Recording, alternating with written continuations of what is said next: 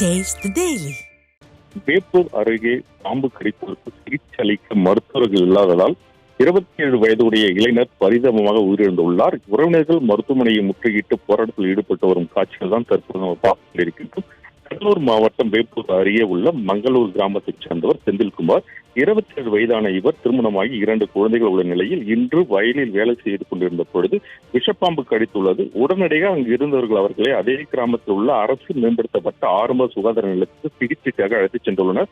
அங்கு மருத்துவர்கள் இல்லாததால் சிகிச்சை அளிக்காமல் சுமார் 2 மணி நேரம் காத்திருக்க வைத்துள்ளனர். இதனால் செந்தில்குமார் பரிதாபமாக உயிரிழந்துள்ளதாக கூறப்படுகிறது. தகவல் அறிந்து வந்த கிராம மக்கள் மற்றும் உறவினர்கள் முதலுதவி சிகிச்சை அளிக்க கூட மருத்துவர்கள் இல்லாததால் செந்தில்குமார் பரிதாபமாக உயிரிழந்ததாக கூறி மருத்துவமனையை முற்றுகையிட்டு சாலை மறியல் போராட்டத்தில் ஈடுபட்டு வருகின்றனர். அதிமுக நிர்வாகிகளும் பொதுமக்களும் திறனற்ற திமுக அரசை கண்டித்து சாலை மறியல் போராட்டத்தில் ஈடுபட்டு வருகின்றனர். மருத்துவர்கள் இல்லாததால் உயிரிழந்த செந்தில்குமார் குடும்பத்திற்கு உரிய நிவாரணம் வழங்க வேண்டும், பணியில் இல்லாத மருத்துவர்கள் மீது துறை ரீதியாக நடவடிக்கை எடுக்க வேண்டும் என போராட்டத்தில் ஈடுபட்டவர்களின் பொதுமக்களின் உறவினர்களின் கோரிக்கையாக உள்ளது. அருண். தாமரைக்கண்ணன், உங்களுடைய முழுமையான விவரங்களுக்கு நன்றி.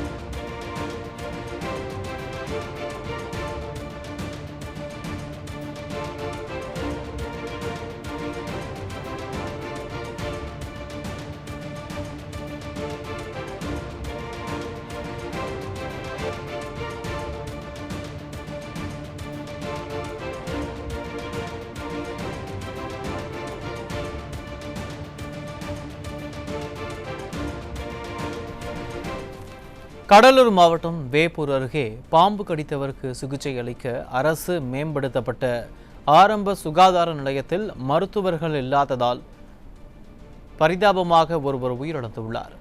மருத்துவ பயனாளி என்று பெயர் மாற்றினால் போதாது முதல்வரே என்று விமர்சித்துள்ள மக்கள் மருத்துவமனைகளுக்கு தேவையான மருத்துவர்களை நியமிக்க வேண்டும் என்று மக்கள் வலியுறுத்தியிருக்கிறார்கள்.